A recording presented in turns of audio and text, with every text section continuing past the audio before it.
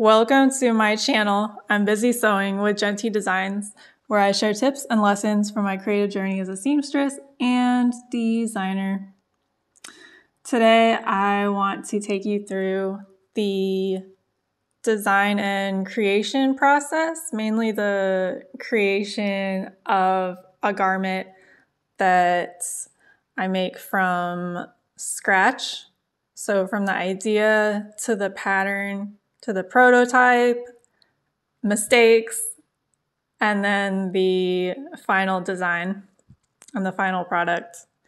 I'm also, as I make it, I'll be just chatting about my journey from where I started as a little kid to today.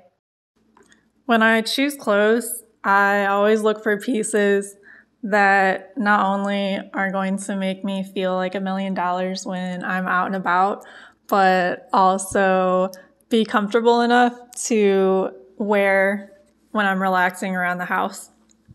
And this top is a great example of that because it's a pretty simple form, but just the addition of that collar just adds a level of sophistication, which is why I called it the simple, sophisticated top.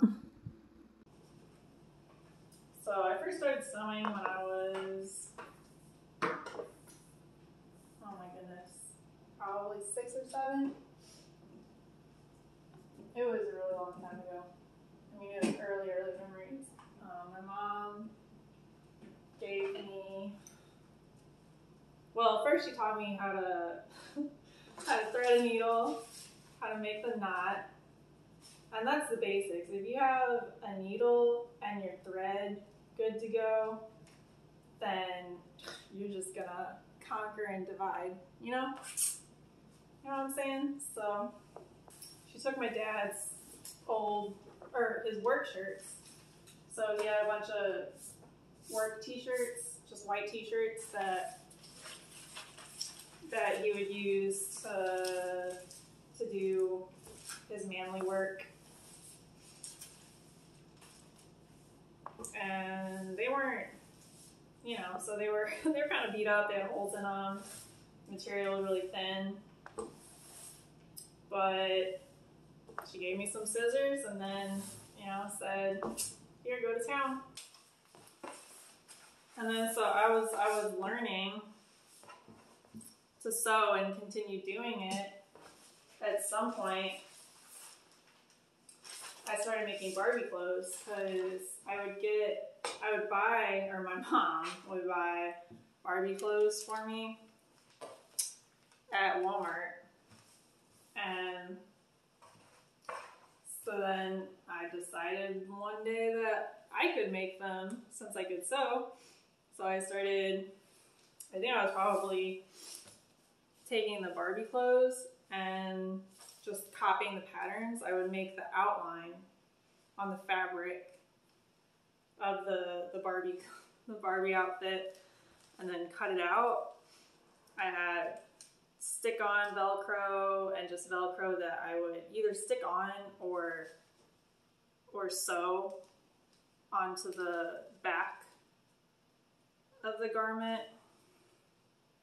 And then in 7th and 8th grade, I tried making clothes for myself. And this was all these things that I'm talking about, it was all hand stitched. So I didn't have a machine until I think early high school. I didn't have a machine, so I would stitch it just all by hand.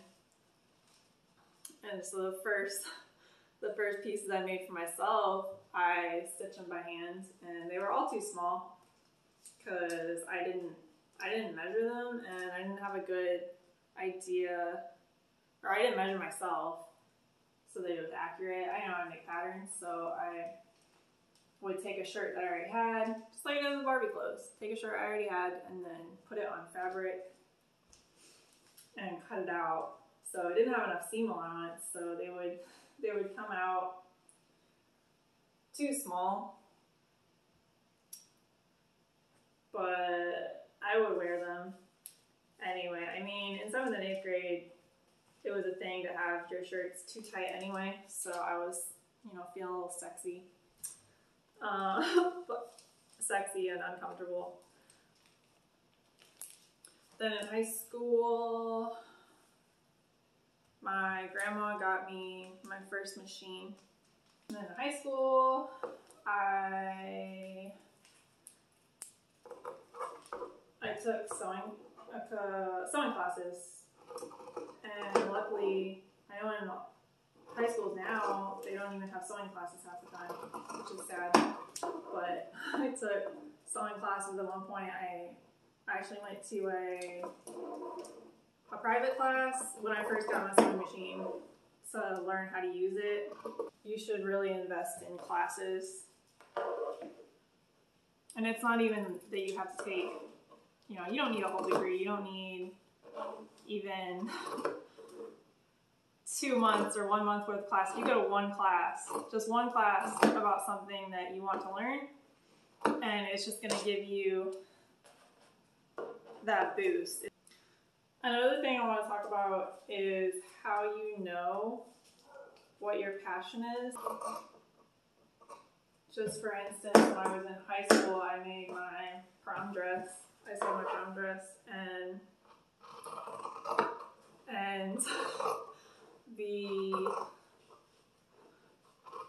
the prom was at the end of the year when all the big projects and essays, and it was the end of my senior year. Everything really big and grade-wise was due. And it was in that last week that I was working on that prom dress, trying to get it done. I had something due for a class, for my AP class, which is a college preparatory class, and I actually didn't get it done because I was up late sewing my dress instead.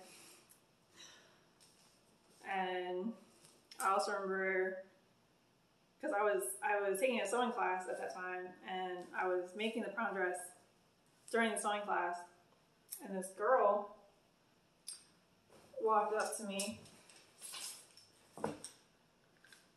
because she was a student paper and she wanted to get some interviews. She was trying to interview me, and I was still making my dress, and I'm not good at multitasking, so I was not. I think my answers were pretty short and probably a little snippy because I was annoyed because she was distracting me from my dressmaking trance.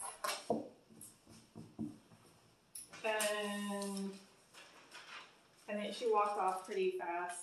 She left pretty fast, and I was like, oh, okay, good. I'm just gonna keep working on my dress. Sometimes when I'm at the machine and just making things and doing certain things, it's like, I feel happy. Like I feel where you feel like perfection. I don't know. It's like you get in the zone. Okay, so I'm done talking, but I'm out of ideas. I'm out of things to say. But I'm going to record the rest of this process of making this so you can see it. I'm going to be using the high speed most of the way, so you're gonna see me like, and then it's gonna be done.